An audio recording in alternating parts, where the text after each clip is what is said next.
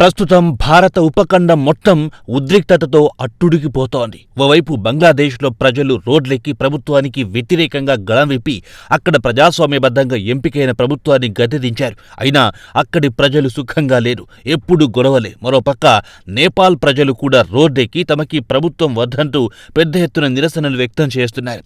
హింసాత్మక ఘటనలు జరగడంతో రాజధాని ఖాట్మాండ్లో కర్ఫ్యూ కూడా విధించింది ప్రభుత్వం. ఇక నేపాల్ విషయానికొస్తే గత 3 దశాబ్దాల నుంచి అక్కడ అశాంతి నెలకొంది. ప్రజలు రోడ్డెక్కి హిందూ రాచరిక పాలన కావాలని డిమాండ్ చేస్తున్నారు. నేపాల్ను హిందూ దేశంగా ప్రకటించాలని డిమాండ్ చేస్తున్నారు. ఇక్కడి ప్రజలు తమకు ప్రజాస్వామ్యం పడదు, తిరిగి రాచరికమే కావాలంటున్నారు. 1980లో ఎలాంటి పరిస్థితి ఉందో తిరిగి అలాంటి పరిస్థితి ప్రస్తుతం నెలకొంది. రాచరికాన్ని కూలదోయడానికి అన్ని దేశాలు ప్రయత్నించాయి. వాటిలో ఇండియా హస్తం కూడా ఉంది. రాజీవ్ గాంధీ ప్రధానిగా ఉన్నప్పుడు అక్కడ రాచరికాన్ని అంతమొందించి కమ్యూనిస్టుల చేతిలో ప్రభుత్వాన్ని పెట్టాడు. దీంతో అక్కడి ప్రజలకు కష్టాలు మొదలయ్యాయి. గత 3 దశాబ్దాలుగా నేపాల్లో కొనసాగుతున్న అశాంతిని పాకిస్తాన్ తనకు అనుకూలంగా మలుచుకుంది. అక్కడ నెలకొన్న అశాంతి చైనా, అమెరికా, క్రిస్టియన్ మైనార్టీలు, ఇస్లామిక్ ఛాందసవాదులు దేశంలో పట్టు బిగించడం మొదలెట్టారు. వీరి ఎజెండా మాత్రం దేశంలో హిందూ మూలాలను రూపుమాపడమే. కాగా ప్రస్తుతం నేపాల్లో ఈ దుస్థితికి కారణం ఇండియాని నిర్మోహమాటంగా చెప్పుకోవాల్సిందే. దీంతో నేపాల్లోని హిందూ ప్రజలు తమకు ప్రజాస్వామ్యం వద్దు, రాచరికం కావాలి, హిందూ దేశంగానే ఉండాలని కోరుకుంటూ రోడ్డెక్కారు. ఇక నేపాల్లో 2008లో రాచరికం ముగిసింది. కింగ్ జ్ఞానేంద్ర షా సింహాసనం వదులుకోవాల్సి వచ్చింది. కాగా రాజును గద్దెదించడానికి కమ్యూనిస్టులు సుమారు దశాబ్దం కాలం పాటు దేశంలో రక్తపాతం సృష్టించారు. దీంతో నేపాల్లో సుమారు 2.5 శతాబ్దాల పాటు కొనసాగిన రాచరికం 2008తో ముగిసింది. 2008 కంటే 20 ఏళ్ల ముందు అప్పటి ఇండియా ప్రధానమంత్రి రాజీవ్ గాంధీ నేపాల్లో రాచరికానికి వ్యతిరేకంగా బీజాలు నాటారు. తర్వాత కమ్యూనిస్టులు రాచరికానికి వ్యతిరేకంగా పెద్ద ఎత్తున ఉద్యమం చేపట్టారు. అయితే 1980 కంటే ముందు వరకు నేపాల్కు ఇండియా మధ్య బలమైన సంబంధాలుండేవి. ఇరు దేశాల మధ్య సరిహద్దు వివాదాలు కూడా పెద్దగా లేవు. లక్షలాది నేపాలీలు ఇండియాకొచ్చి ఇక్కడ పనిచేసుకునేవారు. అన్ని అవసరాలకు ఇండియాపైనే ఆధారపడేవారు. ఇండియా నుంచి నేపాల్కు ప్రతి వస్తువు ఎగుమతయ్యేది. అయితే 1980 తర్వాత పరిస్థితుల్లో పూర్తిగా మార్పు వచ్చింది. 1989లో రాజీవ్ గాంధీ అన్ని రకాల సరఫరాలు నేపాల్కు నిలిపివేశారు. నేపాల్కు వెళ్లే 21 రూట్ల కాను 19 రూట్లను మూసివేశారు. నేపాల్కు చమురు నుంచి రేషన్ వరకు అన్ని రకాల వస్తువుల సరఫరా నిలిపివేయడంతో నేపాల్లో చమురుకు, ఆహారానికి తీవ్ర కొరత ఏర్పడింది. కిరోసిన్ కోసం కిలోమీటర్ల దూరం వరకు క్యూ లైన్లో నిలబడాల్సిన దుస్థితి ఏర్పడింది.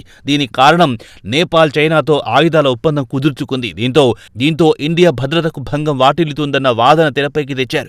మరో అంశం నేపాల్ ఇండియా మధ్య ట్రాన్స్పోర్టేషన్ ఒప్పందం ముగిసినందువల్ల ఇండియా నేపాల్కు దూరం జరిగిందనే ప్రచారం కూడా కొనసాగింది. ఇండియా నుంచి సహకారం అందకపోతే కింగ్ బీరేంద్ర బిక్రమ్ షా అప్పుడు రాజుగా ఉన్నారు. ఆయన ఇండియాతో పలుమార్లు వివాదానికి దిగారు. ఇండియా నుంచి ఎగుమతులు నిలిచిపోవడంతో నేపాల్ తీవ్ర ఇబ్బందులను ఎదుర్కోవాల్సి వచ్చింది. మరో అంశమేమిటంటే నేపాల్ కింగ్ మహేంద్ర రాజీవ్ను అవమానపరిచారని చెబుతారు.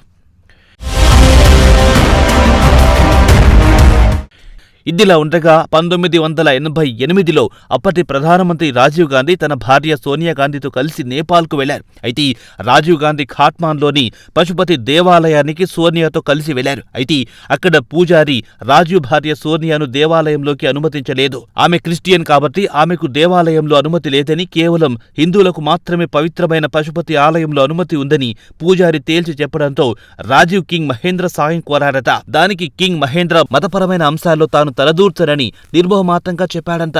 దీంతో పాటు మహేంద్ర భార్య క్వీన్ ఐశ్వర్య కూడా సోనియా పశుపతి దేవాలయంలో ఎంట్రీని వ్యతిరేకించారని చెబుతారు. ఇది రాజీవ్కు ఆగ్రహం తెప్పించింది. అటు తర్వాత రాజీవ్ ఇండియాకొచ్చిన తర్వాత నేపాల్ రాచరికాన్ని కూలదోయడానికి తెరవెనుక రాజకీయాలు చేశాడు. వెంటనే నేపాల్కు గూఢచార సంస్థ రాను పంపించి నేపాల్ రాజుకు వ్యతిరేకంగా జట్టు కట్టించాడు. కాగా ఈ విషయాన్ని అప్పటి రా special director Amar Bhushan inside Nepal అనే పుస్తకంలో ఈ విషయాలను రాసుకొచ్చారు. నేపాల్ రాజును గద్దెదించడానికి రాజీవ్ గాంధీ తన శక్తియుక్తులను వినియోగించాడు. ఇక నేపాల్ విషయానికొస్తే పేద దేశమే ఇండియాపై ఆధారపడుతోంది. ఇక రాజీవ్ ఇండియా నుంచి నేపాల్కు సరఫరా పూర్తిగా నిలిపివేయడం, అదే సమయంలో నేపాలీ ప్రజలు రాచరికానికి వ్యతిరేకంగా ఉద్యమించడం మొదలెట్టారు. నేపాల్ రాజు అధికారాలకు కత్తెర వేశారు. అలాగే అప్పటి నుండి అక్కడున్న రాజకీయ పార్టీలపై ఆంక్షలు ఎత్తివేశారు. కాగా అప్పుడు నేపాలీ విద్యార్థులు ఇండియాపై ఆగ్రహంతో రగిలిపోవడంతో పాటు కింగ్ బీరేంద్ర షాకు వ్యతిరేకంగా ఉద్యమం తలపెట్టారు. దీనికి ఇండియాకు చెందిన గూఢచార సంస్థ రా వెనకుండి అగ్ని అగ్నికి ఆజ్యం పోసింది. అక్కడి నేపాలీ కాంగ్రెస్ పార్టీకి, కమ్యూనిస్టు పార్టీకి మద్దతు ప్రకటించింది. వారికి కావాల్సిన అన్ని అవసరాలను తీర్చింది ఇండియా. ఉద్యమం కాస్త హింసకు దారితీయడంతో, పెద్ద సంఖ్యలో అమాయకులు ప్రాణాలు కోల్పోవడంతో చివరకు కింగ్ ఏప్రిల్ 1990లో గద్దె దిగాల్సి వచ్చింది. రా ఆపరేషన్ తర్వాత 1990లో కింగ్ అన్ని రాజకీయ పార్టీలకు తమ కార్యకలాపాలు చేసుకోవడానికి అనుమతించారు. నేపాల్లో ఇక రాచరికం పూర్తిగా నామరూపాలు లేకుండా పోయింది. రాజీవ్ గాంధీ నేపాల్ ప్రజలతో వ్యవహరించిన తీరుకు ఇప్పటికీ అక్కడి ప్రజలు ఆగ్రహంతో రగిలిపోతున్నారు. అందుకే వారంతా ఇండియాకు బదులు చైనాకు దగ్గరవుతున్నారు. రాజీవ్ గాంధీ తనకు జరిగిన అవమానాన్ని ఇలా కక్ష తీర్చుకున్నారు. రాజీవ్ గాంధీ నేపాల్లో కమ్యూనిస్టు పార్టీని పెంచి పోషించాడు.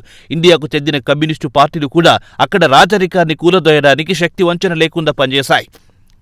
గత 3 దశాబ్దాల నుండి అక్కడ క్రిస్టియన్ మిషనరీలు పాగా వేశాయి. హిందూ దేశమైన నేపాల్లో క్రమంగా క్రిస్టియన్ల ప్రాబల్యం పెరిగిపోయింది. 2023లో BBC నివేదిక ప్రకారం చూస్తే నేపాల్లో క్రిస్టియన్ల జనాభా దశాబ్ద కాలంలో 68% పెరిగిపోయింది. 2011లో 3.76 లక్షలు క్రిస్టియన్లుంటే 2001లో కేవలం 1,00,000 మంది మాత్రమే. ప్రస్తుతం నేపాల్లో వారి సంఖ్య 5.5 లక్షలకు చేరింది. 1951లో నేపాల్లో ఒక్కరంటే ఒక్క క్రిస్టియన్ ఉండేవారు కాదు.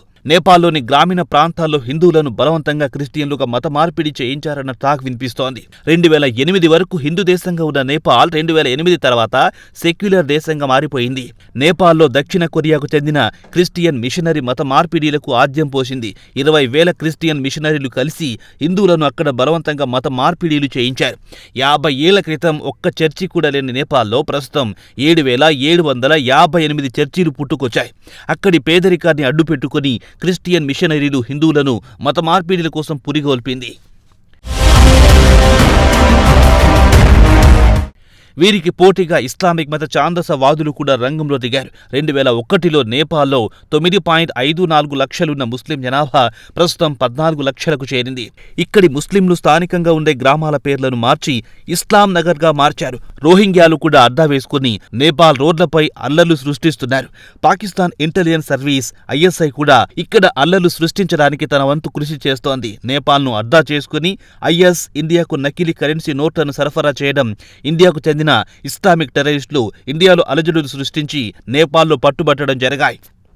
ఇండియాలో ముంబై పేలుళ్ల సూత్రధారుడు దావూద్ ఇబ్రహీం కూడా నేపాల్ను బేస్ చేసుకుని ఇండియాలో హత్యలు, బలవంతపు వసూళ్లు చేయించాడు. ఇక చైనా నేపాల్పై తన పట్టు బిగించాలని చూస్తోంది. దీనికి ఉదాహరణ చెప్పుకోవాలంటే నేపాల్ను కూడా బెల్ట్ అండ్ రోడ్ ప్రాజెక్టులో చేర్చుకుంది. కానీ నేపాల్ తాము చేరమని చెప్పినా చైనా మాత్రం ఈ ప్రాజెక్టులో చేర్చుకుంది. కాగా చైనా నేపాల్ను అప్పులో ముంచాలని చూస్తోంది. శ్రీలంకను ఎలా ముంచిందో అలాగే ముంచేసి ఇండియాకు వ్యతిరేకంగా ఈ 2 దేశాలతో కుట్ర పన్నాలని చూస్తోంది.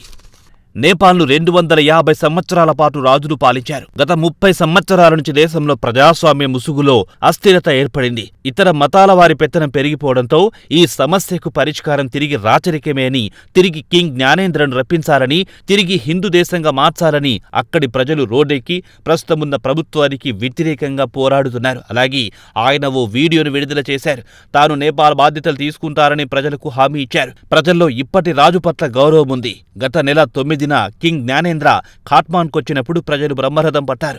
ఎయిర్పోర్టులో లక్షలాది మంది ప్రజలు ఆయనకు స్వాగతం పలికారు.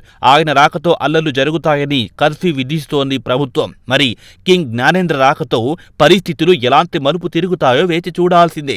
నేపాల్ తిరిగి హిందూ దేశంగా మారుతుందా లేదా వేచి చూడాల్సిందే. మొత్తానికి నేపాల్ ప్రజలు రాజీవ్ గాంధీ చేసిన పనికి ఇప్పటికీ ఆగ్రహంతో రగిలిపోతుంటారు. టైం విల్ హీల్ అనే సామెత ఎలానూ ఉంది. నేపాల్ ప్రజల గాయాలు మానాలని మనం కోరుకుందాం. తిలా పాపం తలా పిడికెడంటూ అందరూ కలిసి నేపాల్ను కుక్కలు చింపిన విస్తరిలా తయారు చేయడం దారుణం.